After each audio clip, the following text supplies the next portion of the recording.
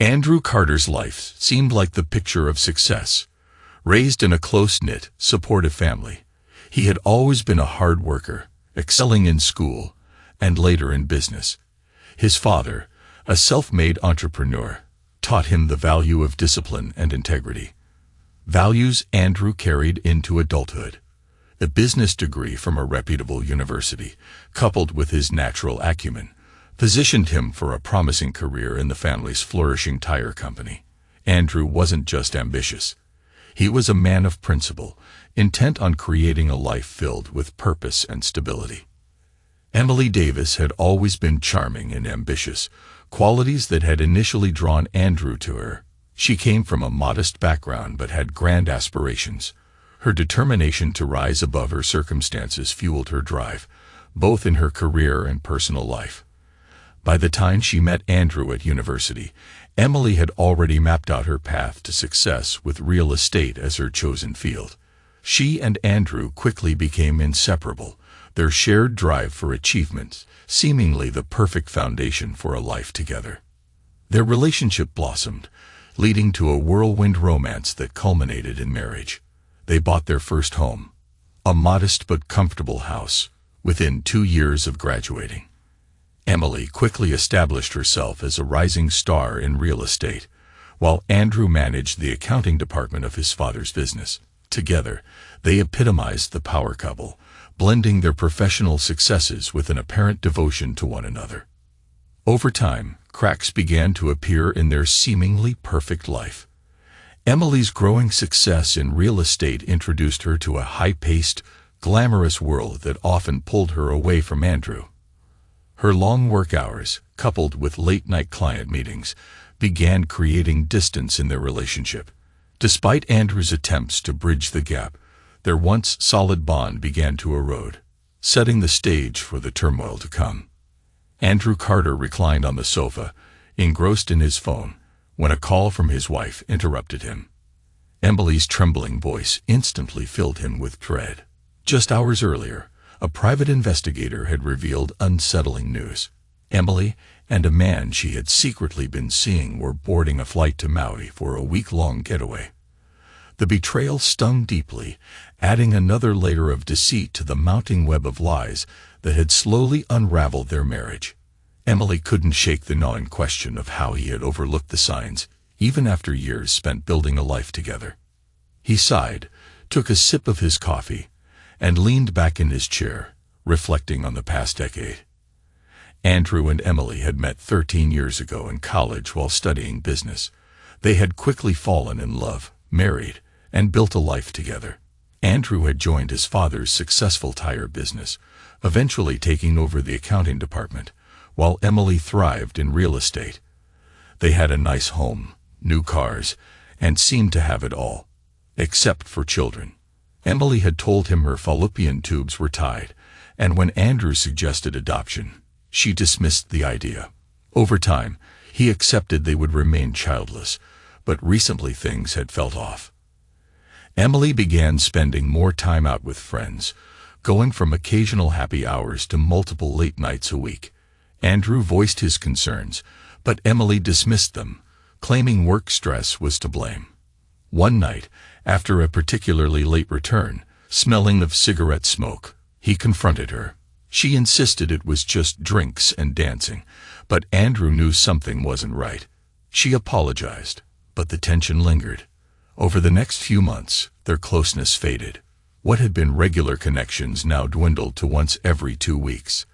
Emily seemed more distant, no longer asking about Andrew's day or showing interest in his life.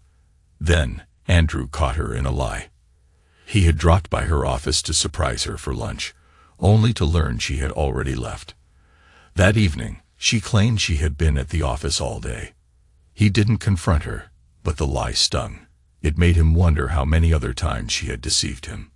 Later, as they lay in bed, Andrew confessed his worries about their relationship. Emily reassured him, but the doubt remained. Their connection felt strained, and Andrew wasn't sure he could believe her anymore. She promised to show him she still loved him, but he wasn't convinced.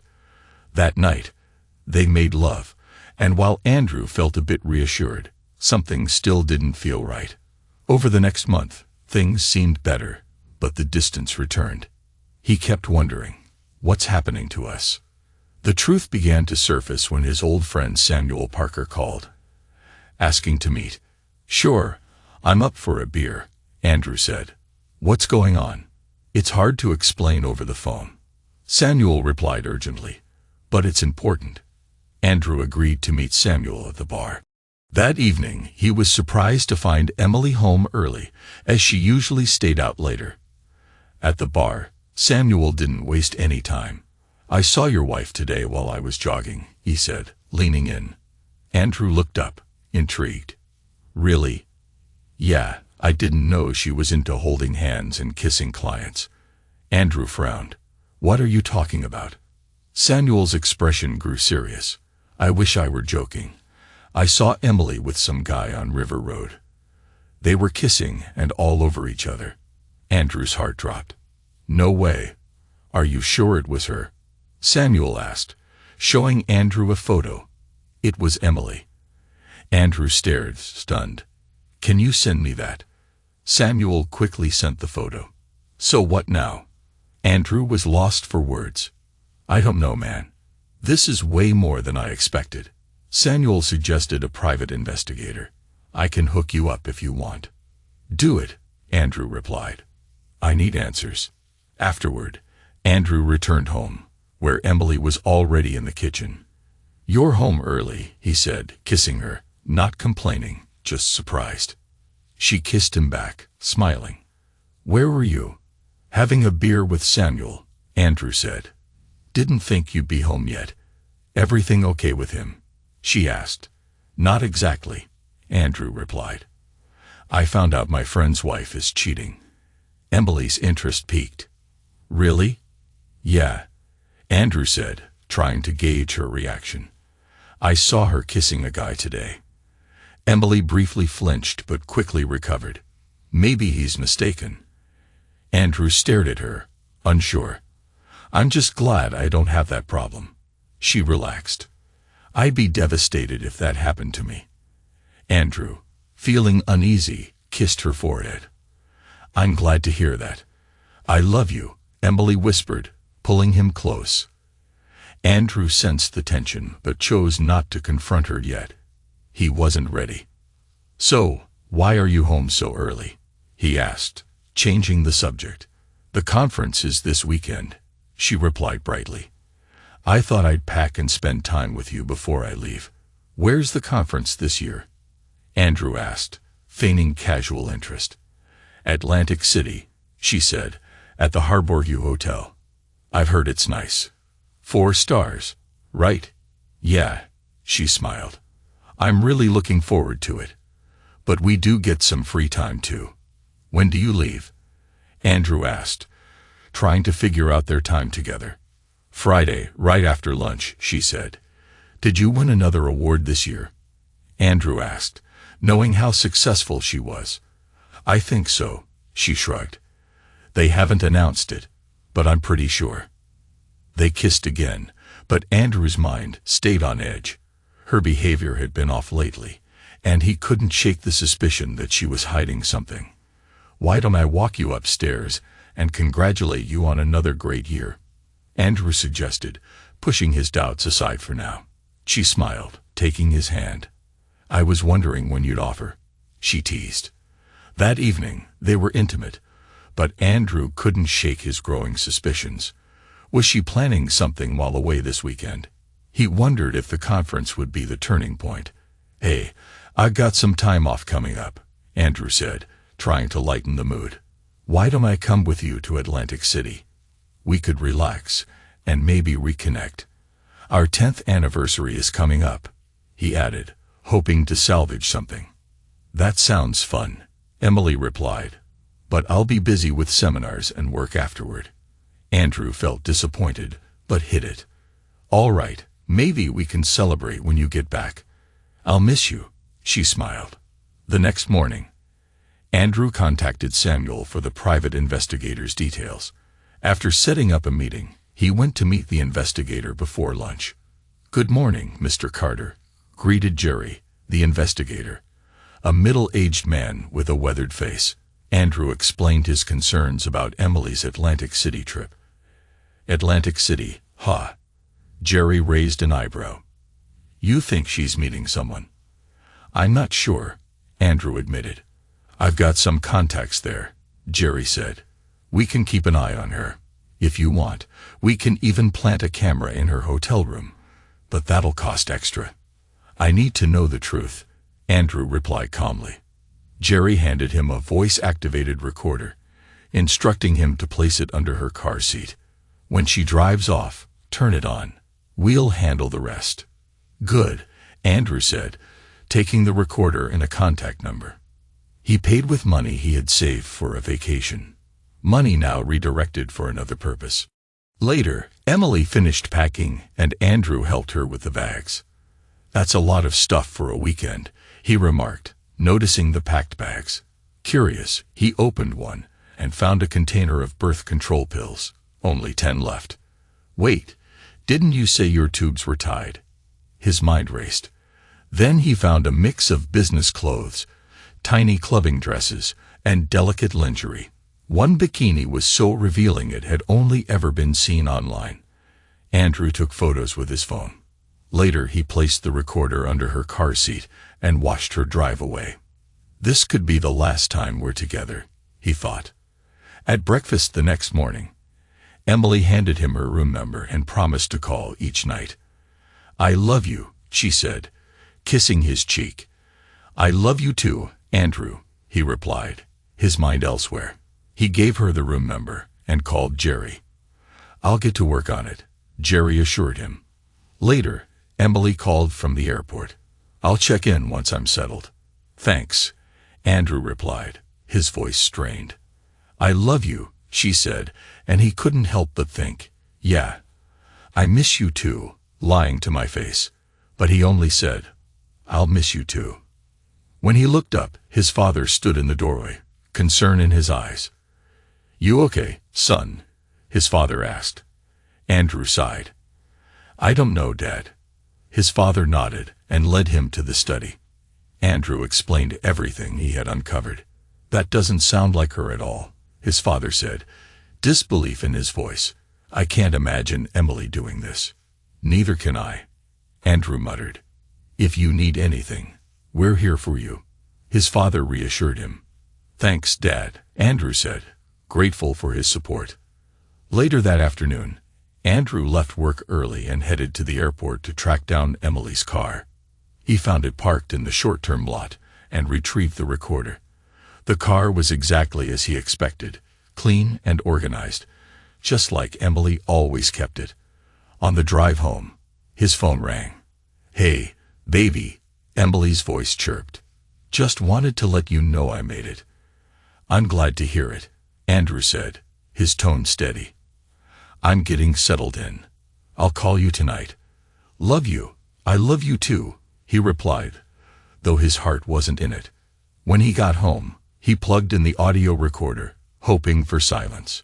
But halfway through, his world tilted on its axis. He could hear Emily's phone ring through the car's Bluetooth. The conversation was clear. Hey, baby, a man's voice said. Hello, stallion. Emily responded with a flirtatious giggle. You're such a stud. Andrew's heart dropped. What the heck is going on? He thought, stunned. I can't wait to see you again, the man continued. Last week was amazing. Next week? Andrew muttered in shock. Yeah, it's all set, the man replied. Did you tell your husband? Not yet, she said, sounding too calm. Don't worry, I've got it all under control. He doesn't know anything, right? Nope, Emily said, the words sending a chill down his spine. He's too oblivious. I can tell him anything and he'll believe it. Andrew's hands clenched around the recorder, his thoughts spinning. She's planning something next week, and I'm not involved. This is the week of our 10th anniversary. The man's voice interrupted his thoughts. I'm almost at the airport now. I'll see you at the hotel tonight, okay? I can't wait, Emily replied, excitement in her voice.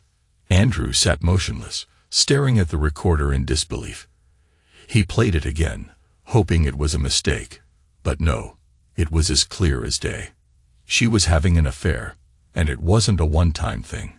She was even planning something for their anniversary week. How long has this been happening? Who is this guy? He grabbed a beer from the fridge and slumped into his chair, trying to make sense of it all. Had he really been so blind to the signs? What else had she hidden from him? He had always respected Emily's privacy, but now everything had changed. He knew where she kept the key to her office, so he went to the bedroom and found it in a drawer in her jewelry box. With a sense of entitlement he had never felt before, he unlocked her desk and began to sift through the papers inside. He was shocked by what he found. Among the documents were bank statements. Emily had been saving far more than she ever admitted. She had over $250,000 hidden away. And it wasn't just money. It was the purchases that told a story. A receipt for a men's Rolex watch. Andrew didn't remember ever receiving something like that. But maybe her lover did. She had also bought delicate lingerie items he'd never seen before, but it didn't stop there. Buried beneath the receipts was something that hit him like a ton of bricks. Medical bills from Planned Parenthood. Emily had been pregnant twice in the last 2 years, and had terminated both pregnancies, paying cash out of her personal account. Andrew's stomach churned. Had one of those pregnancies been his? Then he found the receipt for emergency contraceptive pills, purchased just a few days earlier after one of their intimate nights. The final nail in the coffin came when he found a receipt for a large down payment on an apartment in an upscale neighborhood. Was she planning to move out? Or was this where she and her lover would escape to? Andrew's mind raced. He examined the keys on her key ring, wondering if one was for the apartment. He would find out soon enough. He powered on her computer, determined to uncover whatever else she was hiding. The passwords list was his next target. Andrew accessed Emily's computer and easily logged into her email. Scrolling through, he quickly discovered several messages from Stephen Morgan that detailed their encounters. Emily's responses were almost identical each time. The emails, some nearly a year old, lined up with the period when Andrew had first noticed changes in her behavior. Initially, their meetings had been in hotel rooms, but it seemed they'd later moved their trysts to houses Emily was selling. Then, Andrew found an email from about 6 months ago that gave him a partial answer to a question that had been bothering him. "Did you take care of that little issue?" Stephen had asked. "Yes," Emily replied. "I went and had a procedure today." "Too bad you didn't keep him," Stephen responded. "You could have passed him off as Andrew's." "I can't do that," Emily replied. "He thinks I can't have children. He'd know it wasn't his." Andrew's mind raced. He remembered that conversation. "She's been lying to me for months," he thought, his anger boiling. What a deceitful, manipulative person. The emails kept coming. At one point, Stephen suggested they have meetings in Emily's marital bed, but Emily shot down the idea. "I won't do that to Andrew," she wrote. Stephen persisted. "That idiot doesn't have a clue, does he?" "No," Emily responded. "I'm not doing that." Stephen then proposed an idea. "What if you had your own apartment? You could use the commissions to pay for a place, and Andrew would never notice." Emily seemed to entertain the thought. "You might be on to something," she replied. "I have my own account, and Andrew never asks about it. I'll see what's available." That had been about 3 months ago. The receipt for the apartment down payment was just over a month old. "I bought a condo," she emailed him. "I made the down payment, and new furniture is coming next week. Andrew doesn't know anything." Stephen's reply was enthusiastic. "Perfect, we'll have to break in every room." Andrew leaned back in his chair, staring at the screen in disbelief. The whole situation was beyond what he could have imagined. He kept reading. Stephen eventually asked, "Why stay with your husband? Why not just leave him and move in with me?" "I still have feelings for him," Emily responded. "He's a pain, but he treats me well. I bought the condo so we have a private place to meet without worrying about hotel rooms. Besides, you're still married." Stephen then promised he'd leave his wife in a heartbeat if Emily asked him to. "We'll see after the conference," Emily said. Andrew froze. What conference? He thought, a sick feeling in his stomach. He was about to print the emails and save the receipts when the phone rang. It was Emily. "Hey, baby," she said sweetly. "How's everything? You sound off." "I've got a terrible headache," Andrew said, trying to keep his cool. "I just wanted to let you know I'm getting ready for bed. Take something for your headache and get some rest. I love you." "Yeah, me too," Andrew muttered, hanging up quickly. He clenched his fist. She has no idea how close I am to exposing her. After the call, Andrew decided he needed to find out more about this Stephen guy. A quick search on Emily's work website revealed that Stephen Morgan was her regional manager, so she was having an affair with her boss. Andrew printed the page, adding it to the pile of evidence, but he couldn't calm down. He needed answers, and he was going to find them. He checked the address for Emily's new condo and found a series of numbers listed under alarm system in her paperwork. Of course she wrote it down, he thought, grabbing latex gloves from the garage. He wasn't leaving any trace. He found the apartment complex easily and parked in her spot. With gloves on, he tried the key that matched and stepped inside. He quickly disabled the alarm using the code he had found. The place was well decorated, and Andrew had to admit, Emily had good taste. Too bad her loyalty wasn't as strong as her design skills, he muttered. Of course, there were no photos of him. This was clearly her getaway, a place to escape their marriage. As he wandered through, he noted that there was nothing in the fridge and the pantry was empty. The apartment was furnished with sleek modern pieces, and the living room had a large flat-screen TV. When he entered the bedroom, he immediately noticed the lace curtains she loved hanging elegantly down to the floor. He glanced down, noticing that the curtains were hanging over the electric heater, and wondered if she had ever considered the fire risk. He opened the dresser drawers, finding lingerie he had never seen, as well as men's underwear. He took pictures with his phone, documenting everything. In the nightstand he found a card from Stephen. It read, "Thanks for the watch. Can't wait for your housewarming party. Love, Stephen." Fury surged through him. He took a few more pictures, including shots of the toothbrushes in the bathroom, and the towels for him, and for her on the rack. This was a full-fledged affair. In the second bedroom, there was a desk with some utility bills addressed to Emily. Andrew photographed them, noting the address. The windows here were also covered with lace curtains, again hanging over the heater, a fire hazard. He also spotted safety issues, a very old smoke detector in the kitchen, and none in the bedrooms. He made sure everything was exactly as it had been when he entered. Once he finished, he reactivated the security system, locked the door, and left. He sat in his car for a while, reflecting on what he had just uncovered. Divorce seemed inevitable now. Even if Emily ended things with Stephen and sold the condo, he could never trust her again. Financially, he knew men often lost in divorce settlements, but he had an advantage. Emily made far more money than he did, and he hoped that would help him avoid paying alimony. He planned to consult a lawyer before making any moves, hoping the fact that the condo was only in Emily's name would mean he wouldn't have to sell their house or split it. She had already made it clear that she was no longer committed to their marriage when she secretly bought the condo. No kids meant no custody battles, but Andrew still wanted to make sure Emily and Stephen faced consequences for their betrayal. Andrew had ruled out violence. He didn't want to end up in jail. Back at his place, he looked up Stephen Morgan in the phone book, hoping it was the same Stephen. After dialing the number, a woman's voice answered.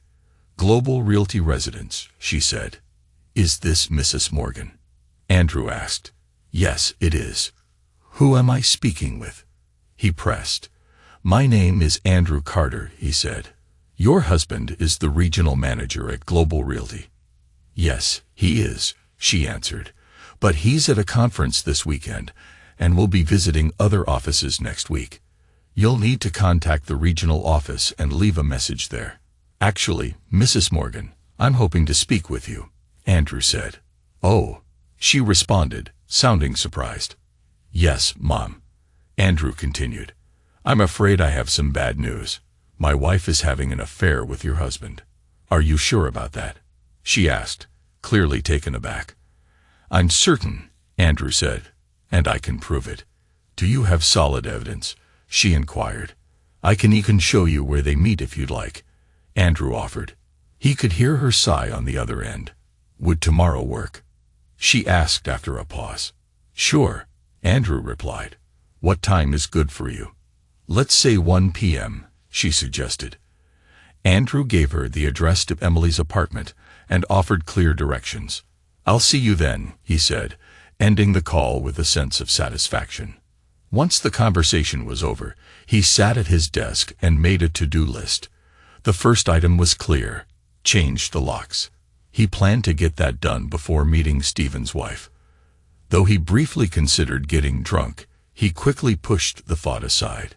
He grabbed a cold slice of pizza instead, using the time to mentally prepare for what lay ahead. Once finished, he climbed the stairs to bed. The next morning, Andrew woke up early, headed to the hardware store, and bought everything he needed to change the locks, as well as a copy of the key to the apartment. By noon, the locks were all replaced. After a quick shower, he grabbed his audio recorder and the printed emails from Emily's account. He was ready to meet Stephen's wife. Upon arriving at Emily's apartment, he noticed a woman in a Toyota Corolla nearby. He approached the car and knocked on the window. "Are you Olivia Brown?" he asked. She nodded. "Yes." "You must be Andrew Carter," she replied. "Yep, that's me," he said, opening the car door for her. "Come with me, and I'll show you where they've been meeting."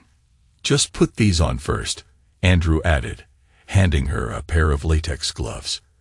"I don't want any fingerprints left behind." "Good idea," she agreed, slipping the gloves on. They walked toward the door, and Andrew used the new key to open it. The security alarm deactivated as they stepped inside. Andrew led her through the apartment, opening drawers and a closet to reveal Stephen's clothes. "Oh my goodness," Olivia gasped, her voice trembling. "I've been looking for these clothes for weeks. I had no idea where they were disappearing to." "Has he been wearing a Rolex lately?" Andrew asked. Olivia nodded. "Yes, he said it was a gift from his company." Andrew shook his head and pulled out a card from Emily's nightstand. He opened it and showed it to her. Olivia read the note, her eyes welling up with tears. "Is this his handwriting?" Andrew asked. "Yes," Olivia sobbed. Andrew then pulled out the printed emails, turned on the recorder, and played the audio from the previous Friday. "I'm sorry about all of this," Andrew said, offering her a sympathetic hug. She wiped her tears. "It's not your fault," she replied. "I suspected something was going on, but I didn't have any concrete proof." After a while, Olivia regained some composure and asked, "So, what's your plan?" "I'm divorcing her," Andrew said bluntly. "Are you?" Olivia asked, her voice firm. "Because as soon as I see that idiot, I'm going to hurt him badly." Olivia suddenly stopped crying and gave him a sly smile.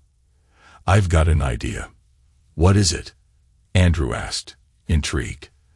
"They want to live here together, right?" she said. "Why don't we help them out?"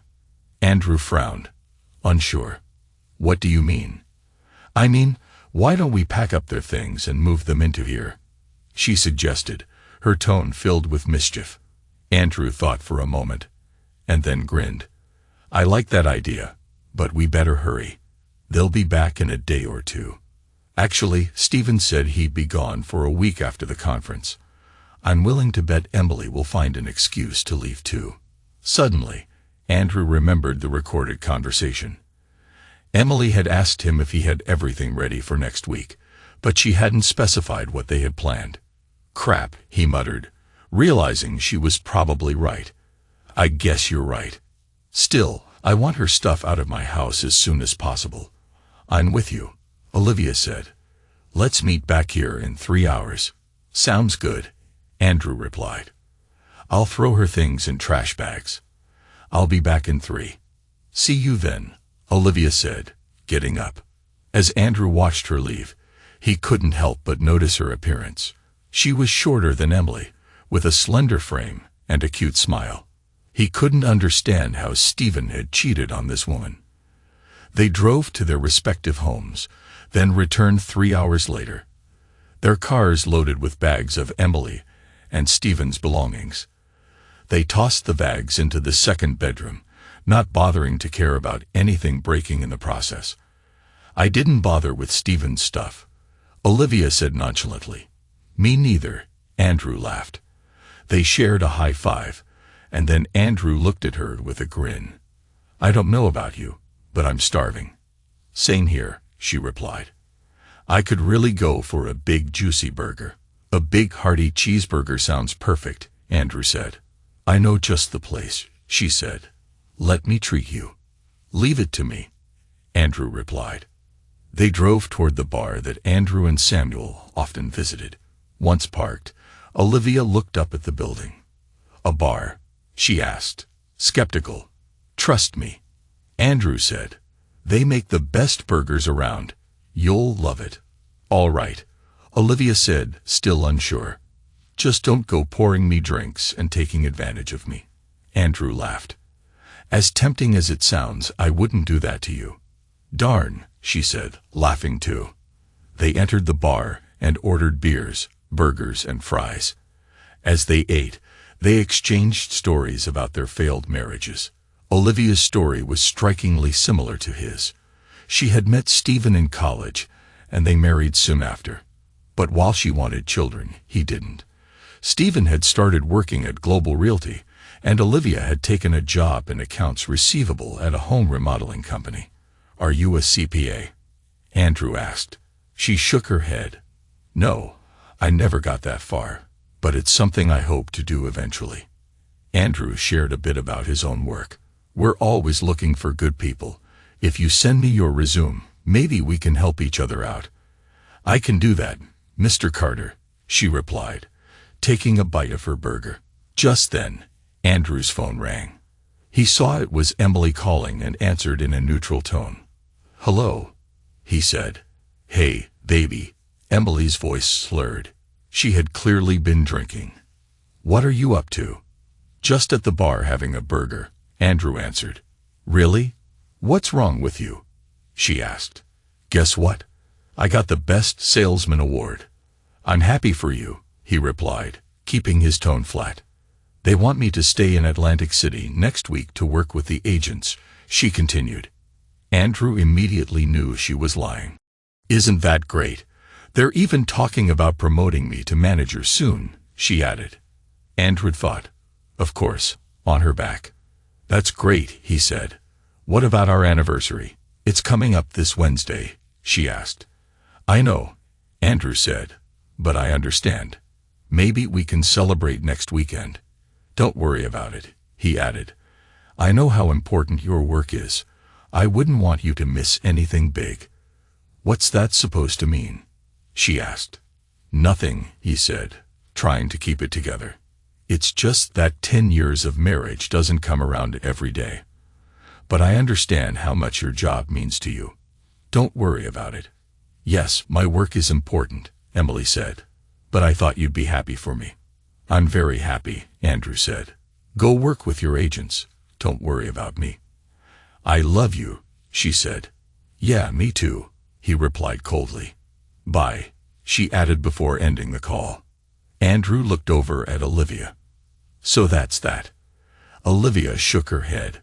She really chose Stephen over your anniversary, she said, her hand resting on his. Andrew fought back tears. A person he barely knew seemed to care more about him than his own wife did. What a scoundrel, he muttered. I'm sorry, Olivia said quietly. Thanks, Andrew replied, attempting a weak smile. He pulled out Jerry's business card and dialed the private number.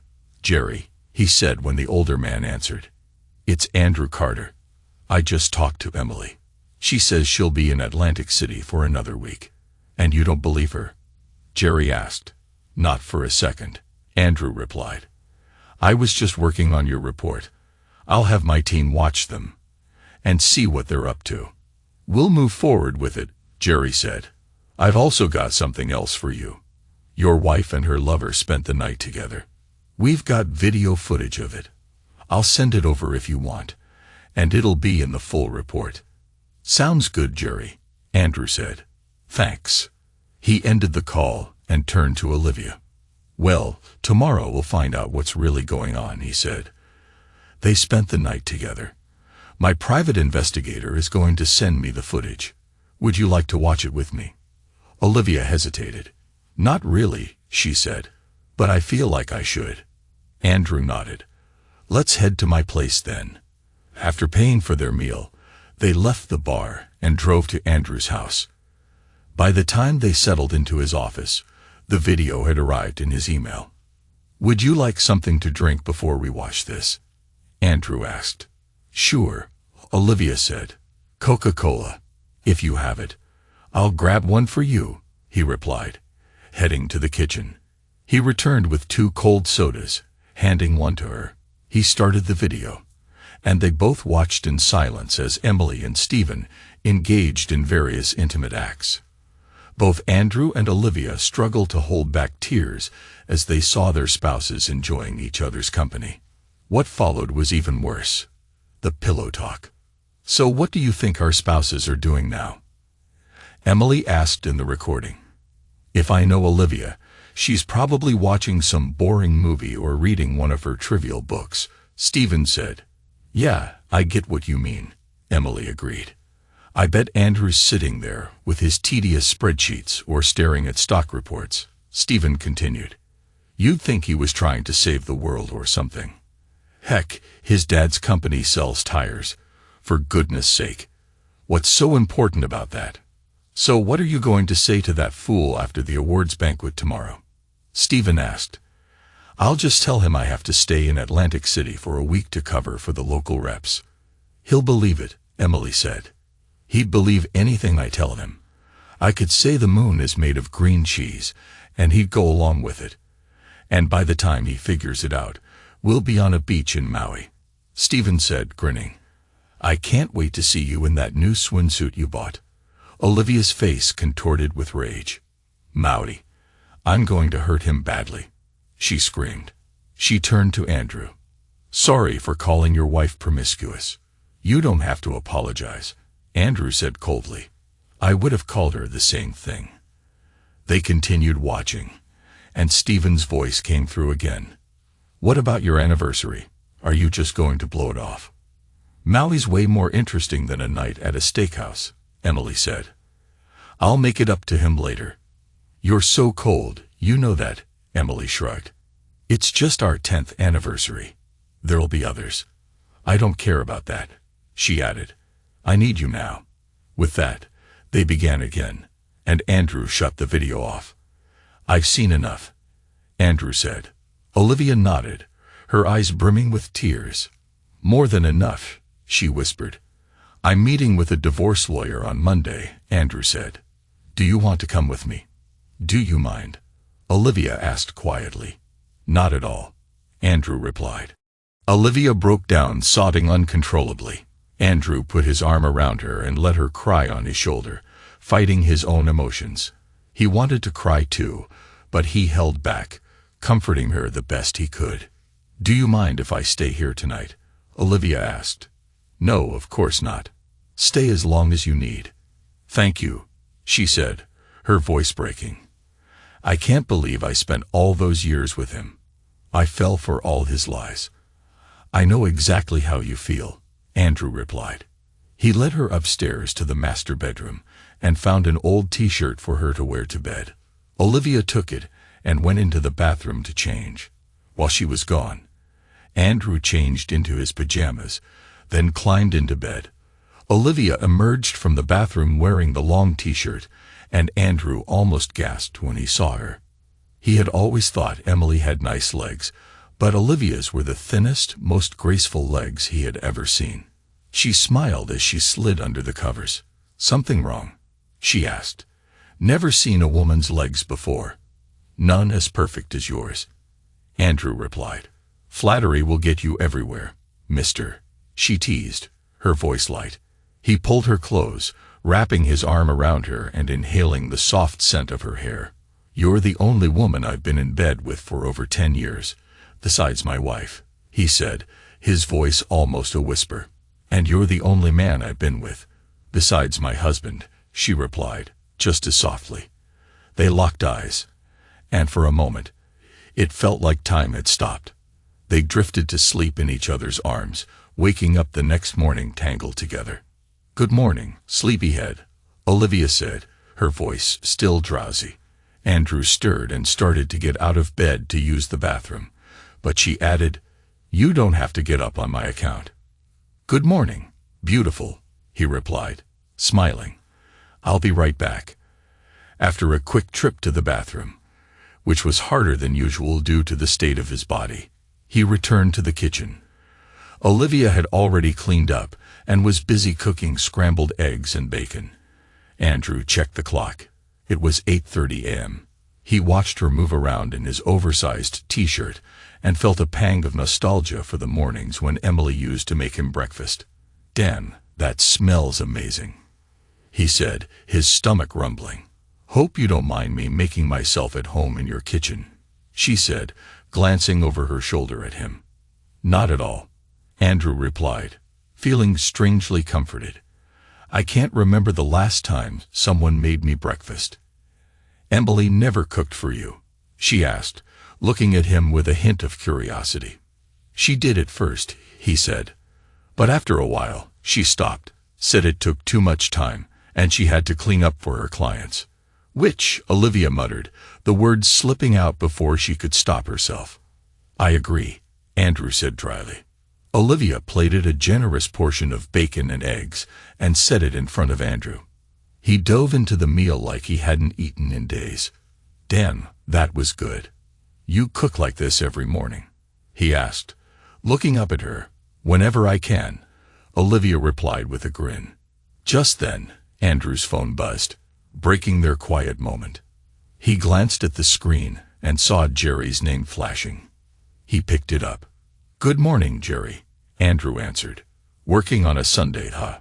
Jerry's voice came through, accompanied by a laugh. More than I'd like, Andrew replied. What's up? Just wanted to let you know your wife and her lover boarded their flight out of Atlantic City just before 6 a.m. They had a short layover in San Francisco, but they're on their way to Maui now. They'll land in about 5 hours. I've got all the flight details if you want them. Yeah, I'll take it, Andrew said, his tone cold and controlled. They're on National Airlines Flight 45, Jerry continued. I have a contact in Maui who will track them when they land. Thanks, Jerry, Andrew said, jotting down the details. He hung up and turned to Olivia. Well, here we go.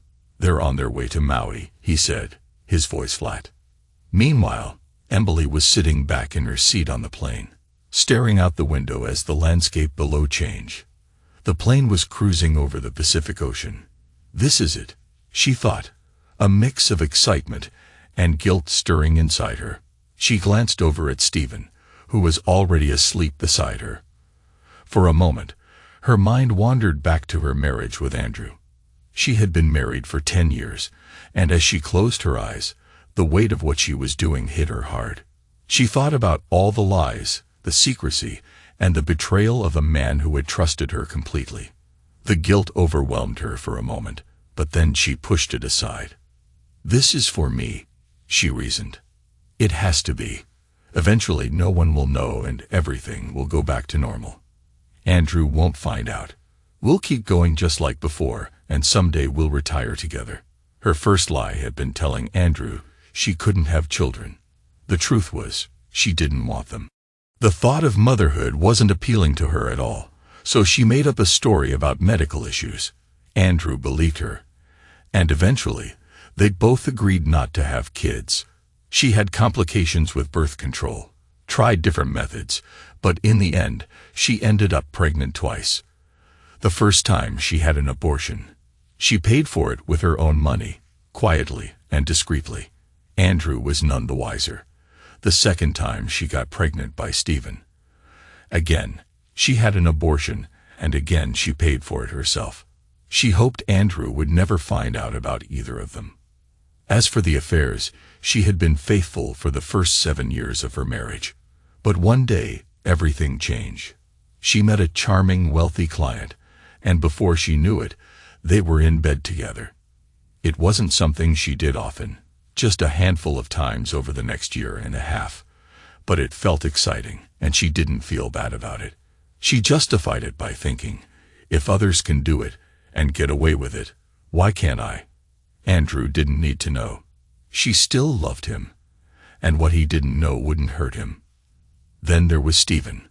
He was everything Andrew wasn't. Andrew was careful, calculating, a man with a set plan. Stephen, on the other hand, was spontaneous, living for the moment. While Andrew had spent his life working for his father, Stephen was carefree, with no set career or future plans. But it wasn't just the differences in their lives that drew her to Stephen. It was how he made her feel. Where Andrew took his time and focused on her pleasure, Stephen was quick, demanding, and raw. At first, their secret meetings were held at motels and hotels around town, or occasionally at the house they were trying to sell. But over time, she grew uneasy about being caught. Someone might see them and alert either Andrew or Stephen's wife, Olivia. The tipping point came one night when Andrew expressed his worry that their relationship was slipping away. Panicked, she pulled back from Stephen, distancing herself emotionally. For a short time, she threw herself into her marriage, but it didn't last long. Stephen, eager to start fresh, suggested they find a way to be together more openly, but she feared Andrew might discover their affair. She needed a plan, so she decided to buy her own apartment. That way, she'd have a private space for her and Stephen, separate from her life with Andrew. Stephen had suggested using the bed she shared with Andrew, but she refused. Even though Andrew could be boring and predictable, she still had lingering feelings for him. Besides, the two of them had long agreed to file their taxes separately, which meant she could move out and still maintain some financial benefits. She convinced herself it was a win-win situation. This thinking eventually led her to plan a trip to Maui with Stephen. She took a week off from work, telling everyone she was going with Andrew after their annual company conference. Meanwhile, Stephen informed his wife of his own travel plans for the week. Emily, however, lied to Andrew, telling him she was heading to Atlantic City. She was confident he wouldn't suspect anything. After all, a few phone calls would cover her tracks. Sure, she'd missed their 10th wedding anniversary, but she promised herself she'd make it up to him when she returned, keeping the secret safe. As the plane soared toward Maui, she smiled, thinking about the trip ahead. Stephen had bought her a daring swimsuit for the occasion, one that left little to the imagination. He planned to watch her change on the beach, and even imagined how it might feel to be the center of her attention in that moment. The thought made her feel warm and excited, and she almost gave in to the temptation to indulge in self-pleasure right then, though she resisted, deciding to wait until later. Checking her phone for any messages or calls, she wasn't surprised to see no text from Andrew. He hated texting and preferred talking on the phone or in person. She chuckled to herself as the plane shook when they hit some turbulence. The nose of the plane dipped, and the engine noise changed. Suddenly, she realized something was wrong when she saw the frantic movement of passengers around her. The plane was plummeting. Panic surged through her and her heart raced. Oh my goodness, this is it. We're going to crash. I'm going to die. Oxygen masks dropped from the ceiling, and the screams of other passengers filled the air. As the flight attendants rushed to prepare everyone for impact, Emily looked at her phone, tears streaming down her face. She made one final decision. Meanwhile, Andrew and Olivia had just finished breakfast and were cleaning up the kitchen when they sat down to discuss their next steps regarding their unfaithful spouses. Andrew found himself impressed by Olivia's practical and methodical approach to the situation.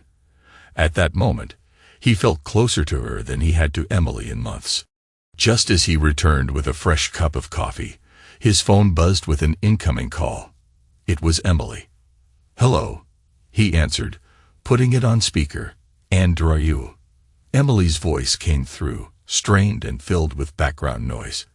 It sounded like a commotion was happening on her end. "Yeah, Emily, what's going on?" he asked, concern creeping into his voice. Not time. Airplane. Down."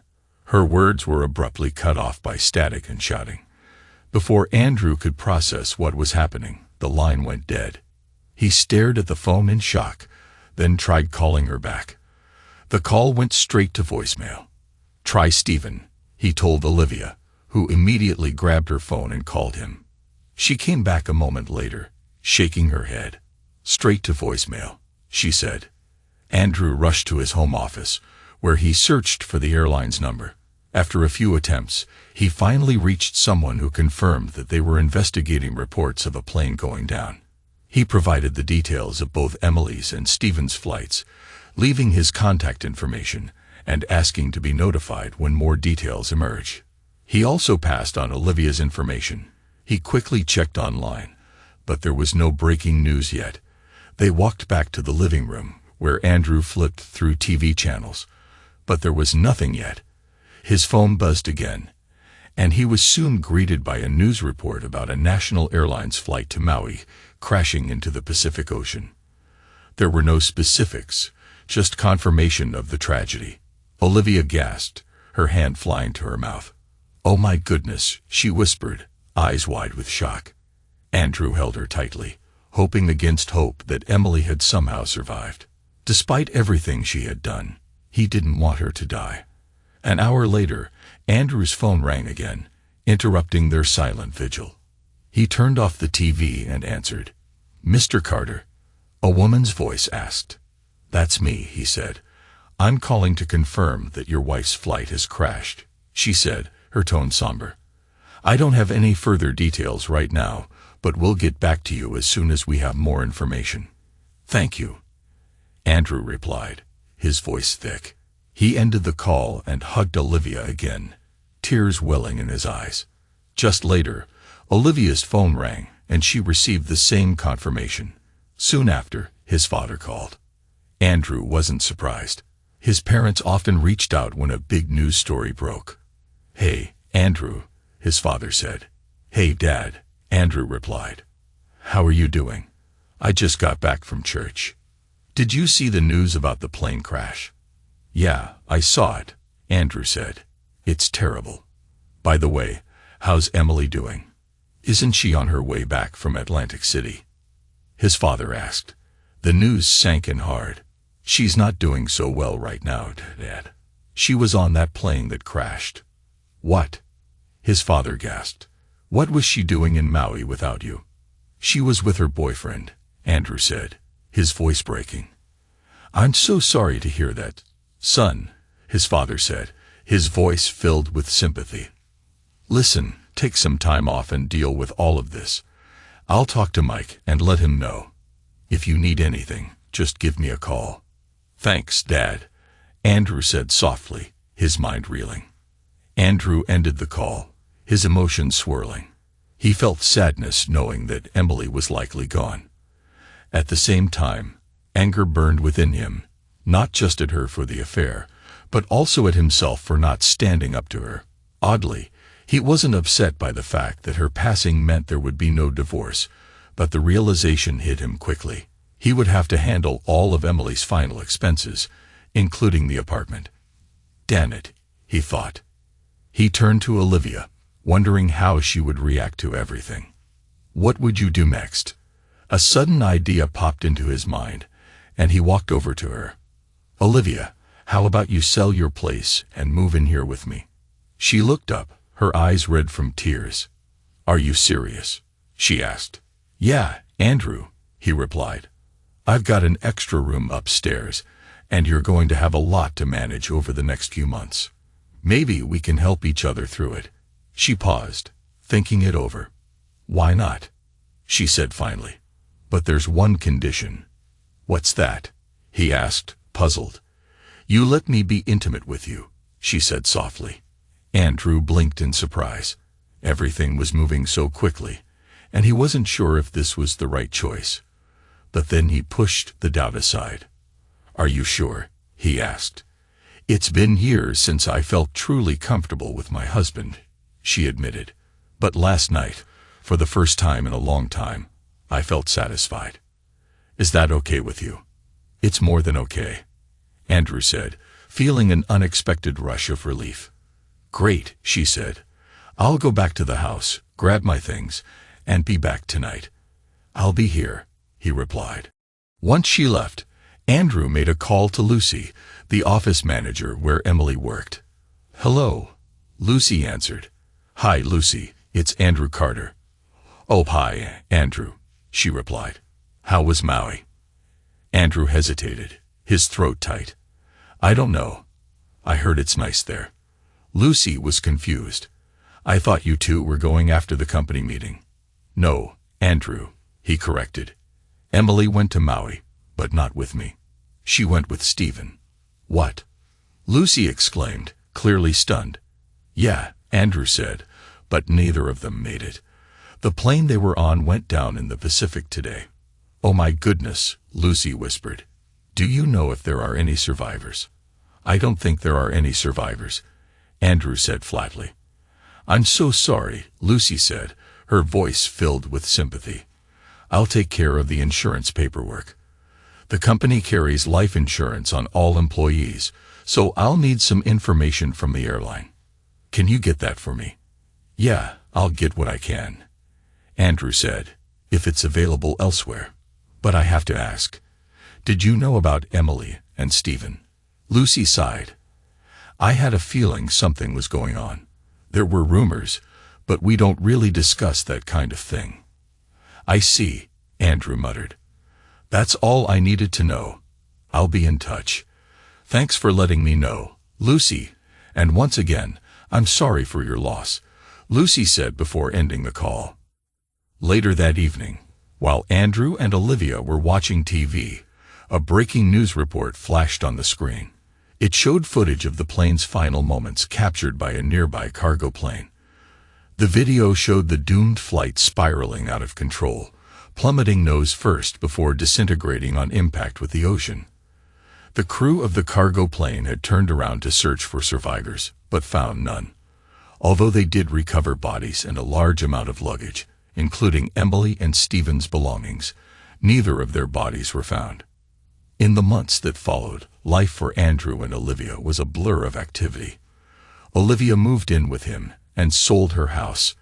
Andrew was left to deal with the aftermath of Emily's apartment, which held nothing of value to him. He donated everything to charity and eventually sold the apartment, recovering the original amount Emily had paid for it.